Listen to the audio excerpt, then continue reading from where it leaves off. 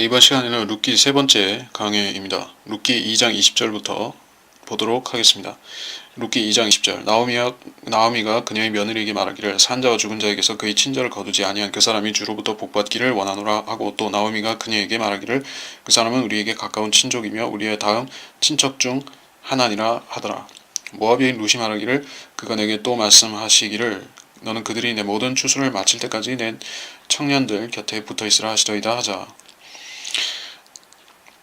룻에게 말하기를 내 딸아 네가 그의 여종들과 함께 나가고 그들이 너를 어느 다른 밭에서 만나지 않는 것이 좋으니라 하더라.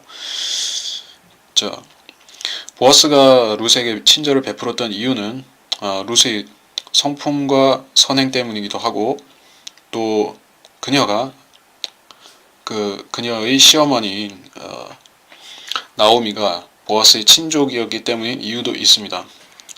어느 쪽 이유가 더 컸든지 간에 보아스의 행동은 보아스의 룻을 돌보고 챙기는 그러한 행동은 나오미로 하여금 어떤 직감을 들게 했던 것입니다. 여자만의 직감을 찔렀을 것이에요. 보아스는 분명히 룻을 아내로 취할 수 있는 위치에 있는 사람인 것입니다. 물론 첫 번째 권리는 다른 친족, 이름이 여기 룻기에 공개되어 있지 않은 다른 친족에게 있지만 나오미는 보아스가 그 상대가 될 것, 룻의 결혼 상대가 될 것을 예감을 하고 충고를 하고 있는 것입니다. 그래서 너를 어느 다른 밭에서 만나지 않는 것이 좋으니라. 그래서 룻을 도와주려고 하는데 물론 나오미가 도와줘서 룻이 보아스와 결혼이 성사되는 것이 아닙니다. 나오미는 뒤늦게 알게 된 것이죠. 그리고 하나님께서는 우연 속에서 먼저 보아스와 룻에게 관련된 여건들을 안에서 역사하고 계셨던 분은 바로 하나님이셨던 것입니다. 그래서 보리추수와 밀추수가 끝날 때까지 보아스 여종들에게 가까이 있었으며 시어머니와 함께 거하였더라. 그래서 몇 달 동안 이런 일이 반복되었습니다. 그리고 3장으로 넘어가서 그녀의 시어머니 나오미가 그녀에게 말하기를 내 딸아 내가 너를 위해 안식을 구하지 아니하냐 그것이 너에게 좋을 것이니라. 이제 내가 함께하였던 여종들을 둔 우리의 친족 보아스가 있지 아니하냐. 보라 그가 오늘 밤 타작마당에서 보리를 키질하느니라. 그러므로 너는 목욕을 하고 기름을 바르고 옷을 입고 타작마당으로 내려가 그가 먹고 마시기를 다 하기까지 그 사람이 너를 보지 못하게 하고 그가 누울 때 너는 그가 눕는 곳을 알았다가 너도 들어가서 그의 발치를 들추고 누우라. 그리하면 내가 어찌해야 되는지를 그가 내게 말하리라 하자. 룻이 그녀에게 말하기를 어머니께서 내게 말씀하신 모든 것을 내가 행하리이다 하더라. 자, 여기서 시어머니와 며느리가 어떤 계획, 모사를 꾸몄다라고 생각할 수가 있습니다. 마치 보아스를 유혹하기 위한 어떤 계획을 꾸민 것 같이 생각할 수가 있는데 사실 그런 것은 아닙니다. 나오미는 모압 땅에서 10년 동안 고생하고 무일푼으로 돌아오면서 분명히 깨달은 점이 있을 것이에요. 내 계획과 지혜로 앞장서서 급히 부자가 되려고 하는 생각을 가졌었죠. 또 자기 친족과 고향을 떠나서 타민족 가운데서 살면서 부정한 방법으로 하나님께서 허락하시지 않은 방법으로 부유해지려고 했던 것이에요. 그 결과 완전한 실패 그리고 몰락 그래서 파산한 상태로 고향으로 돌아왔던 것입니다. 이제 다시 그녀가 자신이 꾀로 일어서려고 한다면은 분명히 하나님께서 지켜보고 계신다는 사실을 그녀는 나오미는 모를 수가 없는 것이에요. 그래서 나오미의 계획은 소박한 것이에요. 룻을 이 불쌍하고 또 기특한 마음을 가진 룻이죠. 타민족 유대인 가운데 와서 자기의 시어머니를 따라와서 섬기려고 하는 그 룻을 에게 합당한 결혼 상대를 구해주려고 하는 그런 마음인 것입니다. 그래서 나오미의 생각은 잘못된 것은 없습니다. 그래서 둘이 접견할 수 있는 단독으로 대화할 수 있는 그런 자리를 마련해 주고자 하는 계획을 한 것이에요. 다른 때 같은 경우에는 항상 주변에 사람들이 있고 종들이 있고 그런 부산한 여건이기 때문에 홀로 얘기를 할 수 있는 기회가 없는 것이에요. 물론 유대인들의 문화가 그런 조선시대와 같이 어떤 남녀 8세 부동석이라든지 이런 남녀 7세 부동석이라든지 이런 문화가 있는 것은 아니지만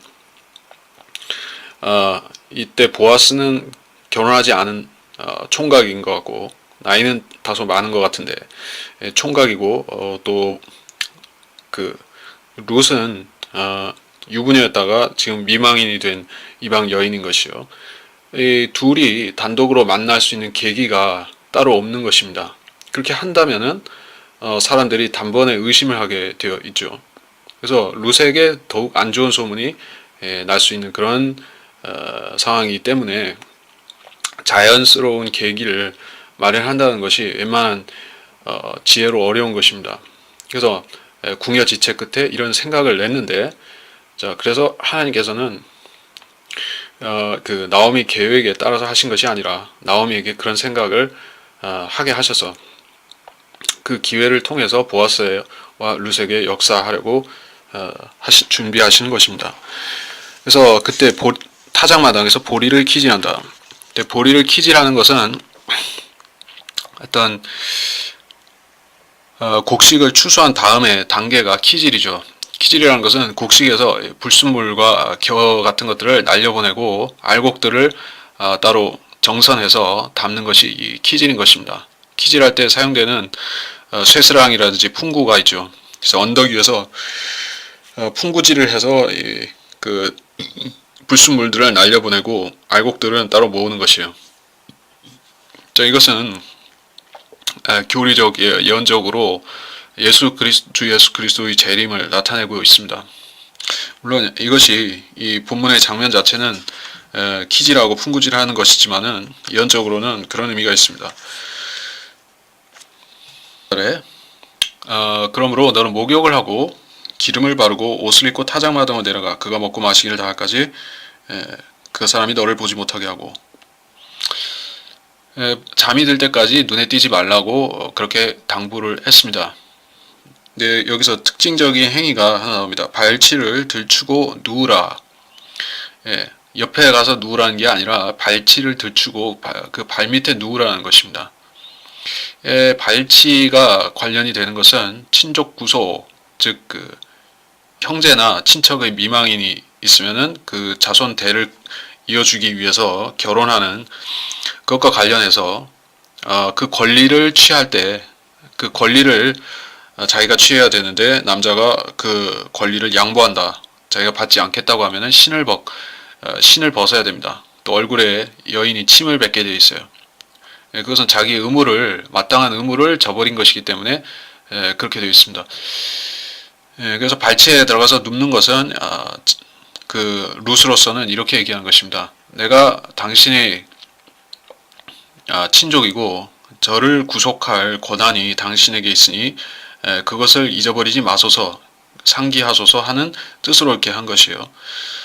물론 보아스는 그 사실을 알고 있었습니다. 근데 보아스는 어떤 행동을 그 몇 달 사이에 구체적인 어떤 행동이나 말을 하지는 않았던 것이요. 왜냐하면은 룻의 생각을 몰랐기 때문에 섣불리 무엇을 추진하거나 하지 않았던 것입니다. 그런데 우리가 이후에 전개되는 상황을 보건대 보아스가 룻을 싫어하거나 그런 것은 아닙니다. 하지만 그렇다고 해서 자기가 먼저 제안하거나 하지 않은 것이에요. 이게 무슨 말인가 하면은 하나님께서는 그러니까 구속자와 죄인의 관계로 도식으로 놓고 이 그림을 묘사해 본다면은 하나님께서는 우리를 합법적인 방법으로 죄에서 구속하셔서 하나님의 자녀로 삼으셔야 되는 것이에요. 그것에는 절차가 있습니다.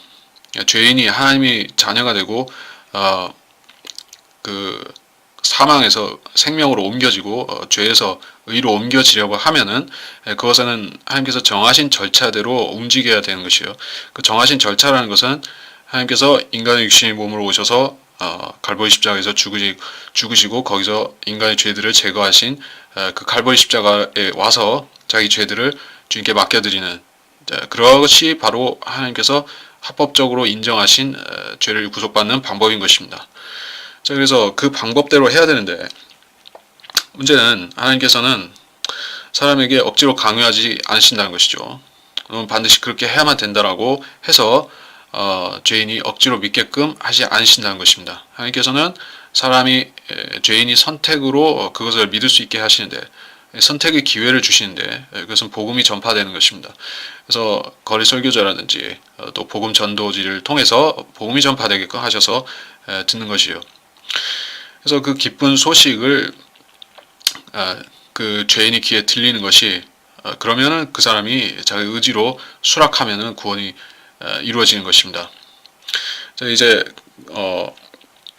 보아스는 이제 보아스에게 나오는 길을 룻은 찾고 있었던 것이에요. 어떻게 하면 내가 구속주 앞에 나갈 수 있는가? 우리가 제시받은 길은 갈보리 십자가라는 길로 단순히 나가는 것입니다. 그런데 룻은 모형적이니까 발치 앞으로 나간 것이에요. 우리는 십자가 주님의 발치 앞으로 나가서 거기서 주님이 흘리신 피를 보면 되지만, 그 룻은 역시 잠이 든 보아스의 발치로 나와서 눕는 행동을 취한 것입니다.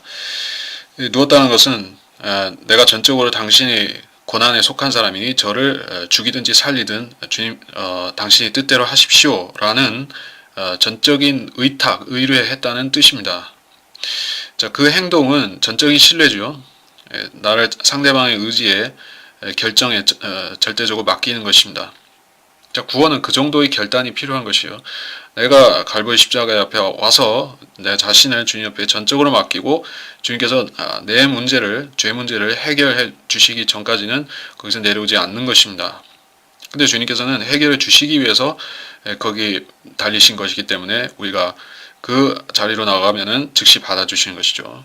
그래서 여기서도 계속 보겠습니다. 그녀가 타작마당으로 내려가서 그녀의 시어머니가 자기 명한 대로 하니라. 보아스가 먹고 마시고 그의 마음이 즐거울 때 그가 가서 곡식더미 끝에 눕자 그녀가 가만히 가서 그의 발치를 들추고 누웠더라. 한밤중에 그 사람이 무서워하여 몸을 돌이키니 보라, 한 여자가 그의 발치에 누워있는지라.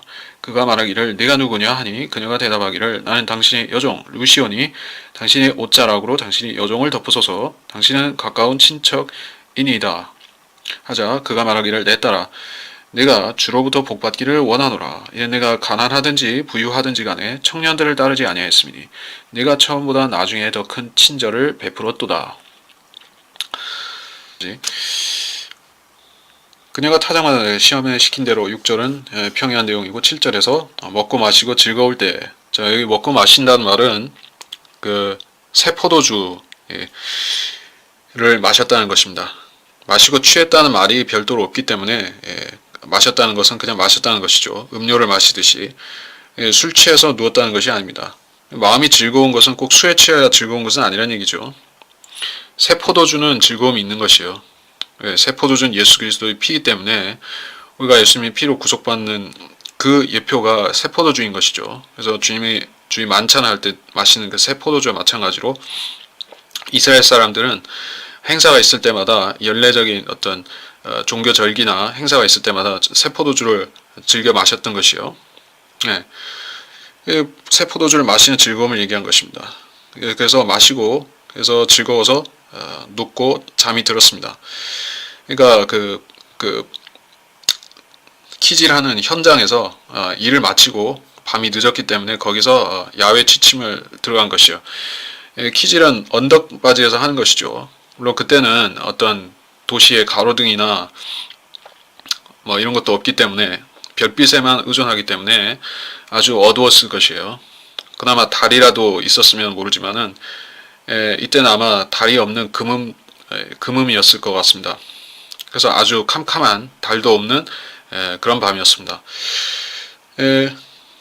그런데 룻은 보아스가 눕는 자리를 미리 봐두었기 때문에 착오 없이 그 자리로 가서 누운 것이에요. 그 뒷일은 그녀는 고민하거나 미리 걱정하지 아니했습니다. 내가 이것이 어떤 오해를 살 수 있다.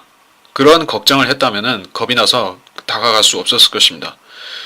오해를 받을 수 있는 상황인 것도 사실입니다. 물론 명분 자체는 발치에 가서 눕는다는 것은 어떤 친족 구속을 그런 의미를 가지고 하는 것일 수 있지만은 누가 다른 어떤 사람이 본다면은 그것을 어떤 부정한 의미로 오해할 수가 있는 것이죠.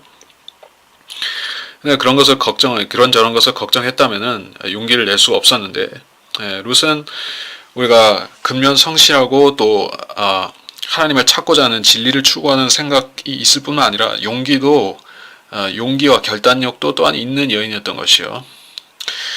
그래서 성경에서 이상적으로 취급하는 그러한 현명한 현숙한 여인의 어떤 전형이 룻이라고 볼 수가 있습니다. 그래서 이스라엘의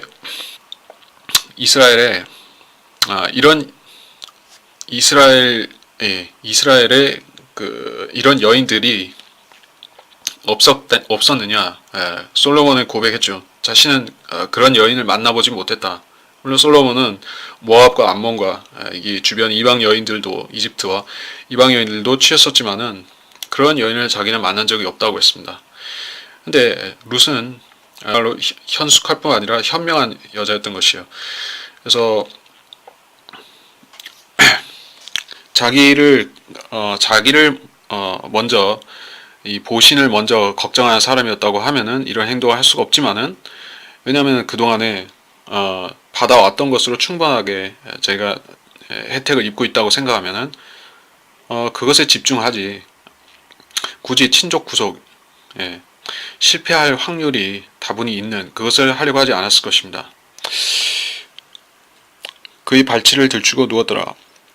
한밤중에 무서워하여 돌이키니 여자가 발치에 누워있는지라. 보아스는 정말로 모르고 있었다는 것입니다. 한밤중에 일어나서 몸을 이리저리 뒤척이고 뻗다가 발치에 사람이 있는 것을 알고 놀라서 일어난 것이요. 그래서 사람이라는 것을 알고 한번 더듬어 보니 여자 같은 것이요. 근데 밤이 워낙에 어둡다 보니까 이게 어떤 사람인지, 어떤 사람이고 죽은 사람인지 산 사람인지도 잘 모르겠는 것이요. 그래서 무서워하면서 돌이켜서 물었습니다. 그가 말하기를 내가 누구냐? 당신의 여종 루시오니 옷자락으로 여종을 덮으소서. 자, 옷자락으로 덮으라는 것과 발치에 가서 눕는 것과 일맥상통하는 의미로서 구속입니다. 당신은 가까운 친척이니이다. 자, 이것은 맞는 말이지만 가장 가까운 친척은 아니라고 이야기했습니다. 이 뒤에 보면 그가 말하기를 내가 주로부터 복받기를 원하노라. 청년들을 따르지 아니했으니 내가 친절을 베풀었도다. 여기서는 보아스는 룻에게 오히려 고맙다는 인사를 하는 것이에요. 그렇다면 보아스의 나이가 어느 정도 되었을 것인가? 그것에 대한 참고 근거가 없기 때문에 우리는 짐작밖에 할 수 없지만 가령 한 40이나 50 정도 되었는데 그 한 절반 정도 나이, 거의 절반 정도 나이 되는 룻이었다고 하면은 고맙다고 할 수 있겠죠. 이게 사회 통념상 그 남자의 나이에 대해서는 예전이나 옛날이나 뭐 고대나 지금이나 크게 좀 다소 관대한 것이 있습니다. 더구나 보아스와 같이 부유한 사람, 지주라고 할 수 있죠. 그런 사람은 나이가 크게 문제되지는 않겠지만 그래도 나이는 나이인 것이에요. 그래서 룻은 굳이 보아스를 택해서 보아스에게 시집을 갈 이유는 없는 것입니다. 왜냐하면 그녀에 대해서 호감을 보이는 남자도 나타날 수 있는 것이요. 그녀가 결혼 정년기이기 때문에 물론 결혼을 한번 했었다는 그것이 약간의 흠은 될 수 있을지 몰라도 자식은 없으니까 그때나 지금이나 사별했거나 이혼을 했는데 자식이 있으면은 그것은 또 흠이 되지만은 이 룻에게는 그런 것도 없는 것입니다. 그리고 그녀가 외모가 부족했다. 외모가 남들보다 떨어진다. 이런 말은 따로 없는 것이에요. 그런 언급이 없다면은 그녀는 다른 사람들이 추종하고 따를 만한 외모는 되는 것이에요. 누구한테 밀리지는 않는다. 근데 만일에 외모가 밀린다고 하면은 레아 같이 부족한 점이 있다라고 성경에 나올 것인데 레아는 그렇게 묘사가 됐고 라헬은 반면에 야고보의 그런 호감을 샀던 것이에요. 마찬가지로 이 여인도 충분히 원한다면은 다른 더 젊은 유대인 남자에게 시집을 갈 수도 있습니다. 그런데 그녀는 자기 시어머니 말을 1차적으로 순종한 것이에요. 잘 몰랐을지라도 그녀가 유대인의 관습, 형사 취수, 또 그 친족 구속에 대한 그런 원칙을 자기가 지켜야 된다는 그런 필요성이 없는 것입니다. 어차피 자기는 이방 출신의 여인이고 또 원한 남자와 결혼을 할 수 있기 때문에 그런 법이 없는 이상, 모압에는 그런 정해진 법이 없는 이상에 자기식으로 해도 되는데 굳이 따른 것이에요. 누구도 그녀에게 억지로 그렇게 하라. 너는 그 보아스를 찾아서 보아스에게 결혼해 달라고 하고 너는 꼭 그 사람과 결혼해야 된다라고 강요하거나 그것은 나오미도 하지 않았습니다. 그 누구도 그렇게 하지 않고 자기의 의지로 순수하게 따라 나간 것이요. 이것은 우리가 영적으로 그리스도인에게 이 구원받을 때 그 선택의 원리에도 적용해서 말할 수가 있습니다. 우리가 구원받을 때 선택을 순수하게 자기 의지가 예수 그리스도를 구주로 믿어야 되겠다라는 의지가 작용한 것이지 이렇게 하지 않으면은 내가 안 된다라고 누구한테 협박이나 강요를 당해서 믿지는 않는 것이요. 역사적으로 그렇게 믿은 크리스찬은 단 한 명도 없습니다.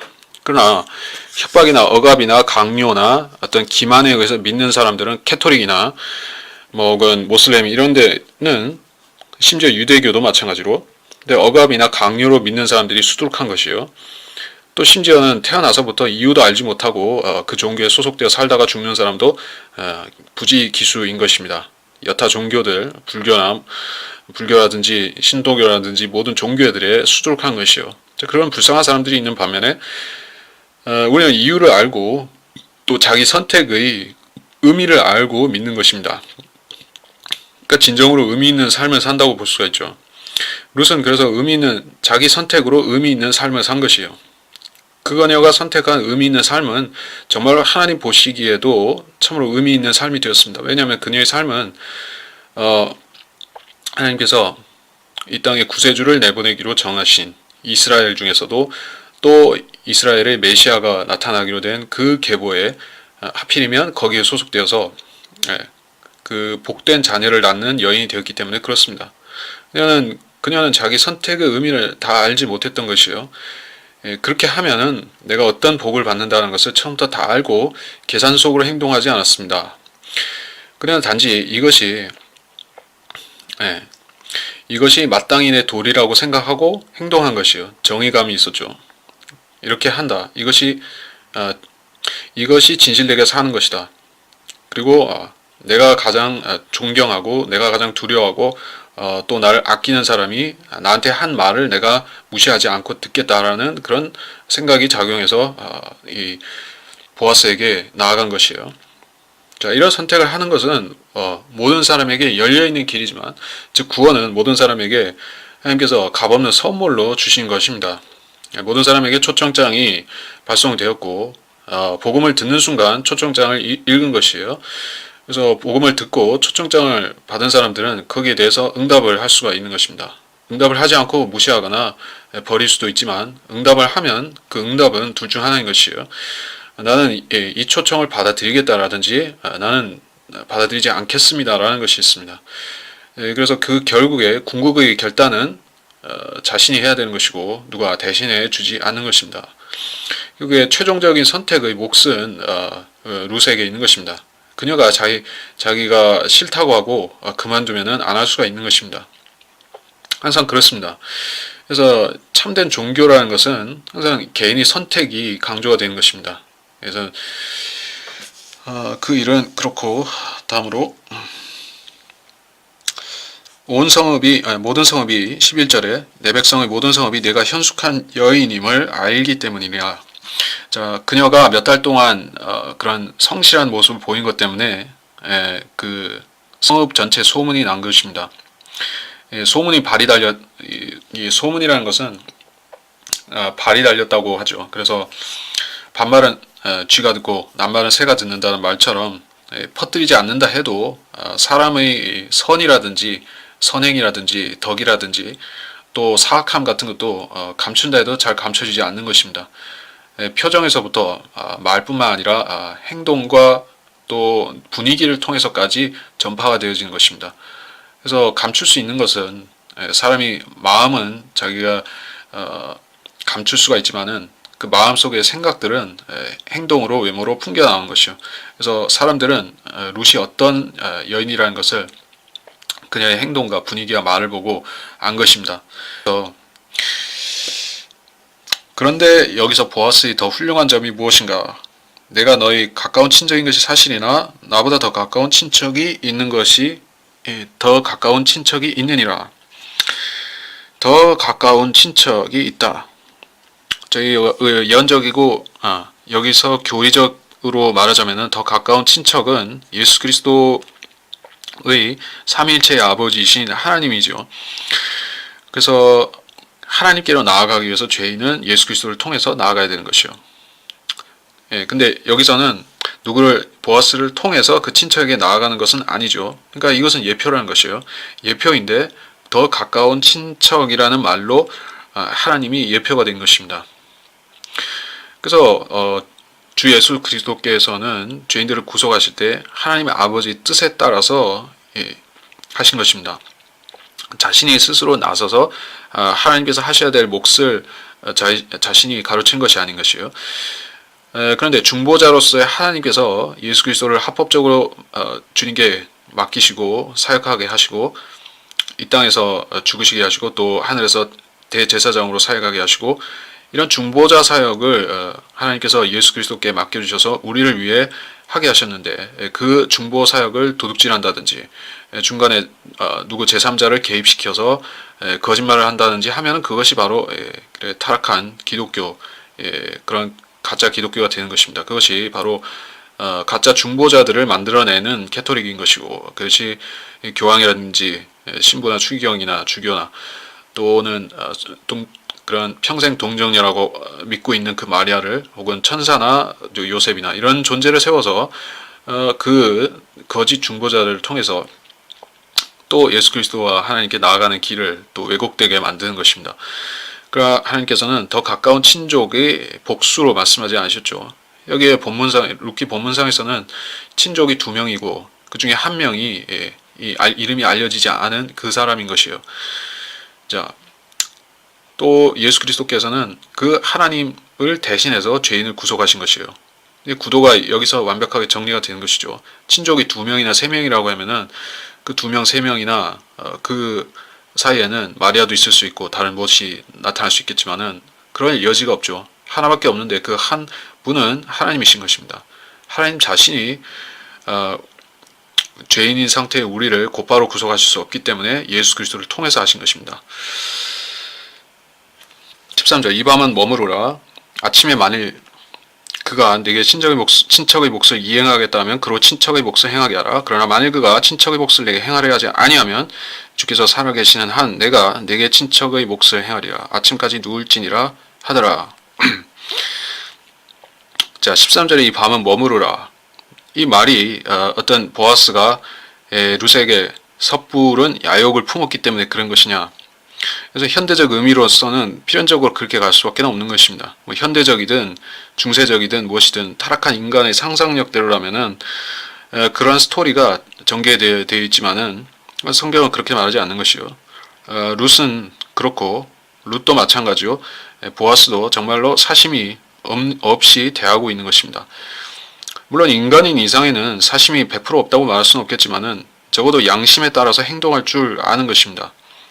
그래서 이 밤에 머무르라고 한 것은 다른 이유가 없고 위험하기 때문이기도 하죠.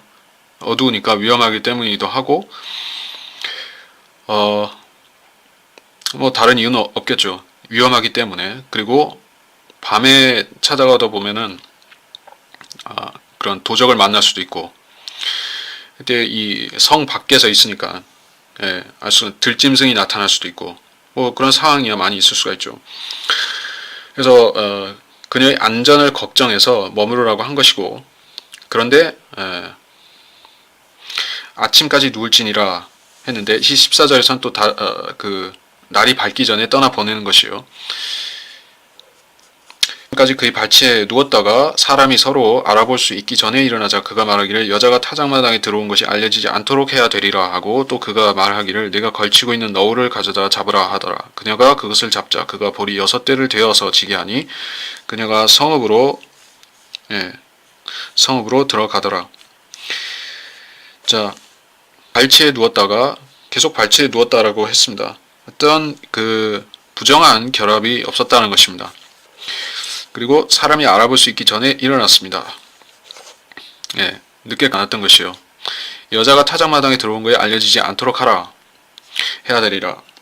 이것이 불법은 아니라 할지라도 사람들에게 오인 받을 수가 충분히 있는 것입니다. 밤새 그런 그 미혼인 남녀가 같이 있었다고 하면은 이상한 소문이 나는 것은 피할 수가 없죠. 그렇게 되면은 보아스가 약속한 바 더 가까운 친척에게 의사를 물어보고 이런 것이 다 무산이 되어버린 것이요. 그렇게 되면은 당연히 보아스는 룻을 아내로 삼아야 될 수 있지만은 그런 상황으로 가지만은 그것은 보아스에게도 그렇고 룻에게도 떳떳지 못한 일이 된 것입니다. 자, 어떤 의미가 있는가? 즉 영적으로 주 예수 그리스도께서는 죄인들을 구속하시되 어떤 밀실 야합 같은 밀실에서 거래하는 방식으로 죄 문제를 처리하지 않으시고 공개적으로 만천하에 공개적으로 처리하도록 하신 것입니다. 만일에 그 주인께서 비밀리에 하셨다면은 그것을 어떻게 확신할 수 있는지 사람들이 의심하게 되는 것이죠. 그냥 어느 한 구석에서 일어난 일이 아닌데 사람들은 십자가를 어떤 신화나 전설이나 이런 것으로 생각하려는 사람이 있다면은 다시 생각해야 되는 것입니다. 하나님께서는 약 2000년 전에 인류 문명의 가장 정점을 이룬 로마 제국의 한 속주였던 유대 땅에서 수천 명의 사람들이 보고 현장에서 목도하는 가운데 십자가를 채찍질을 당하고 십자가를 지고 또 십자가에 못 박히고 죽으시고, 또 부활의 증인들도 다 수백 명이 지켜보는 가운데 주님께서 음식을 드시기도 하고 대화를 나누시기도 하고 또 그 제자들이 보는 가운데서 승천하시고, 이런 과정을 주님께서 왜 확인케 하셨는가? 이것을 공개리에 됨으로써 하나님께서는 이걸 모든 사람에게 증거를 삼으셔서 누구도 변명하지 못하도록 하기 위함이다 라는 것입니다. 그래서 보아스와 루스의 결합이 공개적으로 또 그 결혼이 공개적으로 또 합법적으로 되어야만 되는 이유는 이 관계가 예수 그리스도와 교회의 관계를 예표하기 때문에, 또 예수 그리스도께서 교회를 취하여서 아내로 삼는 것도 공개적으로, 즉 공개적이라는 것은 공식적인 절차로 하시는 것입니다. 공식적인 절차는 무엇이냐면은 주님께서 성도를 혼을 구원시켜서 하나님이 양자로 삼은 것은 우리가 영적으로 순간적으로 이렇게 우리 안에서 일어난 일이지만 사건이었지만은 개별적인 그 구원 말고 주님께서는 일시에 모든 신약 그리스도인들을 한 몸된 그리스도인들을 취하셔서 그들을 하늘로 데려가셔야 되는 것입니다. 그것이 휴거죠. 그래서 그 휴거를 통해서 공식적으로 교회는 예수 그리스도의 아내가 되는 것입니다. 올라가서 그리스도의 심판석을 거치고 그래서 그런 허물을 벗고 단장을 하고 이렇게 해서 주님의 신부가 되어서 흠없고 정결한 세마포를 입은 신부가 되어서 주님의 아내가 되는 것입니다. 결혼을 마치는 것이요. 자, 이런 과정이 하나님께는 무척 중요한 것이에요. 우리한테는 어떤 식으로든 구원을 받았으면 거기서 끝이라고 그렇게 믿고 섣부른 오산을 하고 살아간다면 실족을 피할 수가 없지만, 하나님께서는 의식을 중요시 하신다. 절차를 중요시 하신다. 우리를 구속하셨을 뿐만 아니라 하나님께서는 모든 면에서 시작부터 끝까지 흠없게 하시기를 원하신다는 것입니다. 명분에 있어서도 하나님께서는 오르셔야 되고 절차 방법에 있어서도 하나님께서는 옳게 하셔야 되는 것이요.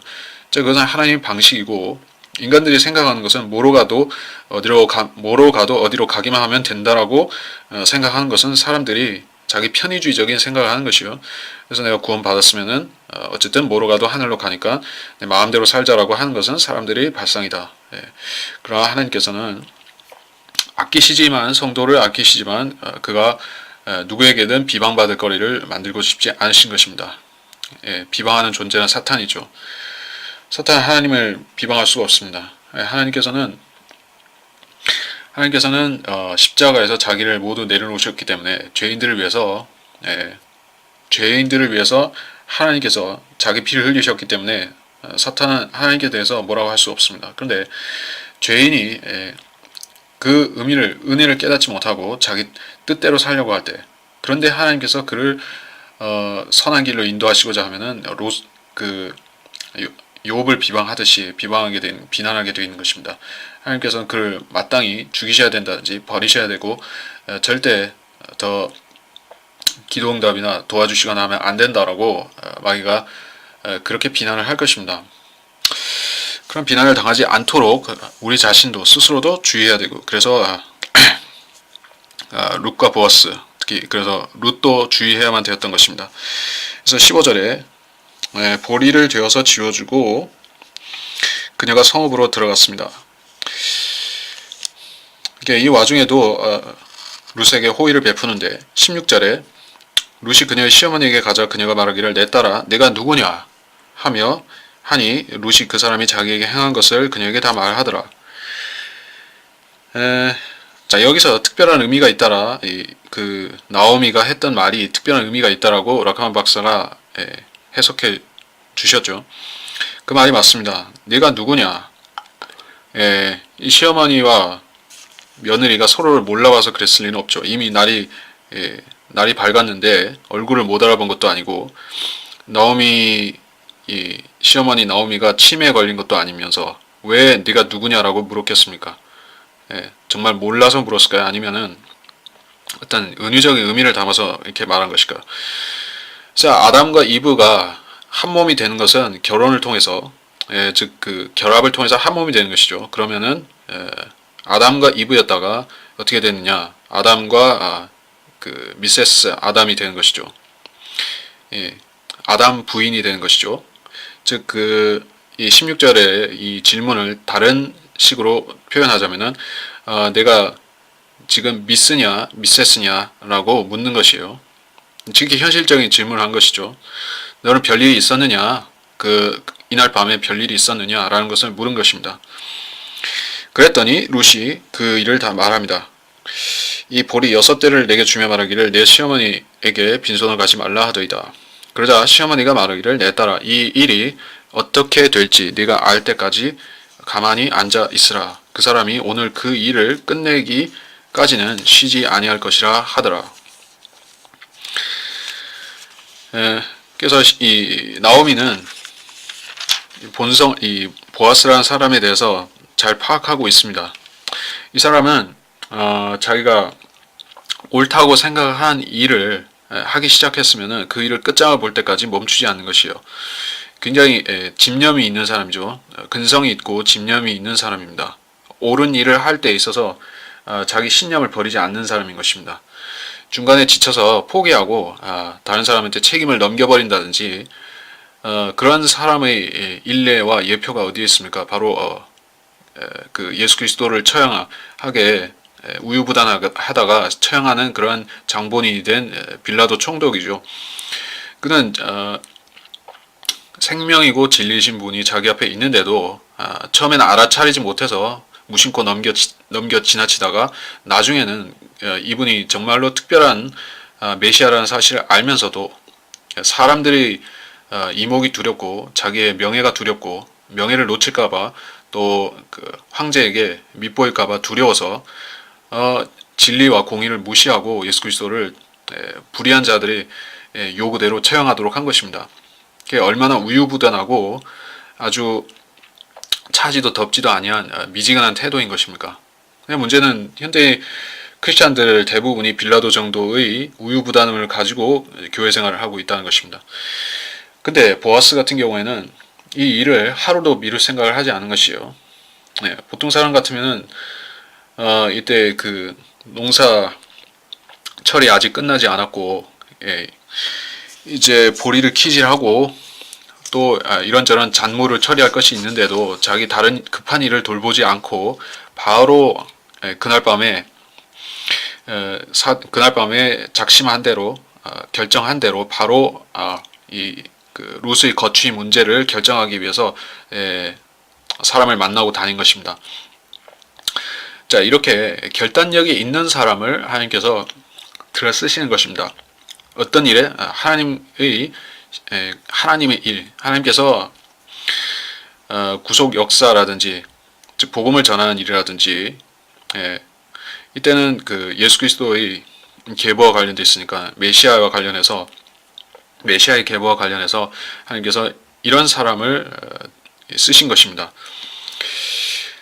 그래서 선한 사람이 선한가 성품이 선한가 악한가의 기준은 여러 가지 특성이 성품의 특성이 있겠지만은 대부분의 악한 사람들 가운데서 근면성실한 사람도 있고 근데 그들의 근면성실함은 되게 지속되지 못하는 것이 어떤 훈련을 거쳐서 인위적으로 만들어진다 그런 것이 있습니다. 그래서 교육을 통해서 어떤 그 특정한 목적을 위해서 훈련받은 사람들은 할 수 있지만은 대부분의 사람들은 선을 행하는 데는 게으르고 악을 행하는 데는 신속한 것이요. 근데 보아스는 정반대로 행동한 것입니다. 그가 정말 결혼에 목이 말라서 내가 결혼을 해야겠다고 결혼을 안 하면 안 되겠다고 해서 이렇게 한 것이 아닙니다. 사실 그날 전까지 보아스는 룻이라는 여자를 아내로 맞아야겠다는 생각을 사실 안 하고 있었습니다. 근데 이날 밤에 그런 저간의 사정들을 모두 그런 리마인드 한 다음에 바로 결단하고 행동을 옮긴 것이에요. 이 정도의 대단한 결단력을 가진 사람은 뭐 다른 어떤 일을 하더라도 큰 일을 할 만한 사람이라고 생각할 수 있죠. 근데 이 역사에서 보아스라는 사람이 무슨 특별한 일을 했다는 것은 없죠. 이 룻기에서 룻을 아내로 맞이하기 위해서 이런 결단력을 낸 것 외에 다른 알려진 사실이 있습니까? 어떤 거창한 역사적인 위협을 이룬다거나 재판관 중에 하나가 된다거나 재판관을 도와서 무슨 정복과 관련된 일을 한다거나 이방인들을 물리친다거나 이런 일을 한 기록은 없습니다. 단지 소박하게 이방 여인을 아내로 맞았다는 것 뿐인 것이요. 자식을 낳은 그런 기록밖에 없는 것입니다. 그러나 우리는 그 무명의 그리스도인들이 얼마나 위대한 일들을 많이 하는지 우리는 알아야 된다는 것입니다.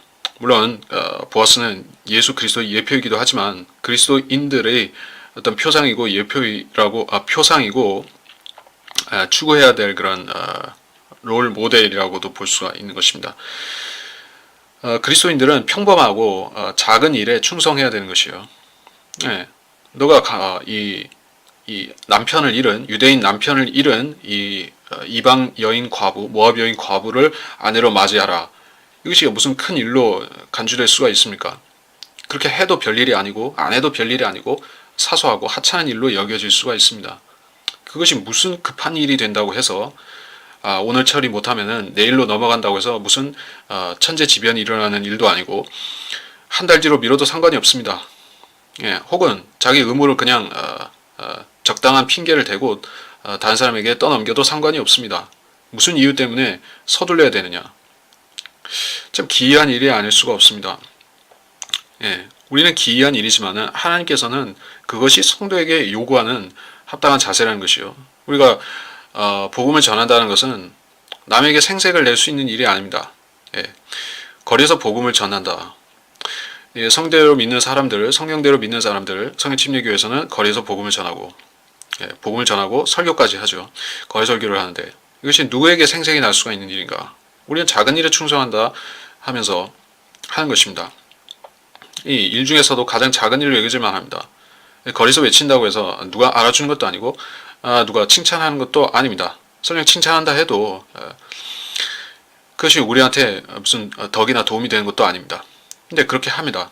우리의 시간과 우리의 노력과 우리의 물질을 써서 그렇게 해야 되는 이유가 무엇입니까? 자, 이것이 한 알에 미리 죽어서 많은 열매를 맺는 일을 하는 것이기 때문입니다. 보아스가 당시에 한 일은 별것 아닌 것처럼 여겨질지 모르지만 나중에 가서는 하나님께서는 그를 메시아 계보에 룻이라는 여인을 집어넣게 하셔서 한 이방 죄인이 유대인 남자 보아스의 이런 대단한 결단과 자비에 의해서 또 그 정의감에 의해서 하나님께서 인류를 구속하시는 그 사역의 한 주춧돌이 되었다는 것을 보여주신 것이에요. 결국에 하나님의 일에 크게 쓰임받았다는 것입니다. 근데 그것을 당시에 알았겠습니까 하면은 당시에 몰랐다는 것입니다. 다윗이 다윗이 이 계보에서 태어났기 때문에 그때는 조금 명성을 얻었겠지만은 예수 그리스도의 명성에 미치지는 못했겠죠. 그것이 인류 전체와 무슨 상관이 있느냐, 그런 수준이 그런 지역적인 얘기가 아니냐. 다윗이라는 왕이라서 그친 게 아니냐. 근데 다윗을 그친 것도 아니고 예수 그리스도까지 온 인류를 구속하고 온 세상을 구속하는 그분에게까지 연결이 된 것입니다. 그래서 작은 호의가 큰 열매를 맺었다는 것입니다. 그래서 우리가 복음을 전할 기회가 있다면 그 작은 기회를 놓치지 않는 것이 하나님께서 보시기에 큰 우리가 알지 못하지만 큰 일을 이루는데 쓰임 받을 수 있다는 것입니다. 그래서 여기서 끊어야 될 것 같습니다. 왜냐하면 4장은 마무리장이기 때문에 하나 단락으로 연결해서 보면 되고 그 뒤에는 그 마지막 부분에는 종결 부분에는 족보가 나오는 것이죠. 그래서 족보를 보면은 다윗까지 나옵니다. 그래서 다윗에서부터 다시 마태복음에 보면은 나오는 것이죠. 우리가 마태복음을 한번 상기하고 넘어가는 것이 좋겠습니다. 그러면 거기에 자, 유대인들은 다윗까지만 알고 있으니까 그 이후에 예수 그리스도까지 이어지는 계보의 의미를 잘 모를 것입니다. 자, 마태복음 1장 5절입니다. 1장 4절 5절. 아람은 암미나답을 낳고 아미나답은 낫손을 낳고 낫손은 살몬을 낳고 살몬은 라합에게서 보아스를 낳고 보아스는 룻에게서 오벳을 낳고 오벳은 이새를 낳고 이새는 다윗왕을 낳으니라. 그리고 다윗이 솔로몬을 낳고 솔로몬이 유대의 왕들을 낳다가 그리고 예수 그리스도까지 가죠. 그래서 그 보아스, 룻, 오벳, 이새, 다윗, 자 이렇게 가까이 붙어 있는 것이요. 그래서 그 예수 그리스도의 계보에 들어간 인물들은 각기 다 특성이 있는 것이요. 그리스도를 예표하든지 혹은 솔로몬처럼 양면을 나타내는 적그리스도와 그리스도의 양면을 나타내는 사람도 나타나지만 여기서 이 앞부분에 그 파레스, 헤스론, 아람, 나미나답 그리고 낫손, 살몬, 라합, 보아스 여기까지는 전부 선한 계보인 것입니다. 솔로몬만 약간 야누스적인 그런 면이 있죠. 타락했기 때문에. 자, 그래서 메시아 계보를 위해서 준비시킨 인물들이 있었고 그 인물들의 일생의 그런 에피소드들은 전부 그리스도의 사역이나 그리스도의 성품이나 하실 일들의 모든 그런 측면들을 예표해주는 면들이 있는 것입니다. 그 예표라는 것은 그러니까 그 일이 나타난 후에 되돌이켜 보면은 그것을 깨닫게 된다는 것입니다. 그래서 유대인들은 신약을 모르기 때문에 룻기의 의미도 깨달을 수가 없는 것이죠. 도대체 룻이라는 그 모압 여인이 무슨 이유로 유대인들한테 그렇게 큰 덕을 입어야 되는가 그렇게 의아하게 생각할 것입니다. 그럼 우리는 알고 있는 것입니다. 왜냐하면 하나님께서는 유대인만 선택해서 구원하신 것이 아니라 온 인류를 함께 구속하고자 하셨기 때문에 인류의 공동 구속을 하시기 위해서 메시아를 예수 그리스도를 보내신 것입니다. 그래서 주님께서는 이방 여인들을 준비시키셔서 그들의 예표, 그들이 교회의 예표가 되게 하심으로 우리의 구속이 성경에 미리 알려지게 하신 것입니다. 그래서 우리는 이런 룻기를 보게 되면 우리의 교회의 모델이 여기 나타났다는 사실을 알고 또 감사하게 받아들일 것은 받아들이고 교훈 삼을 것을 교훈 삼는다. 그러한 취지로 우리가 룻기를 공부하면 되겠습니다. 그래서 이번 시간은 여기서 마치도록 하겠습니다.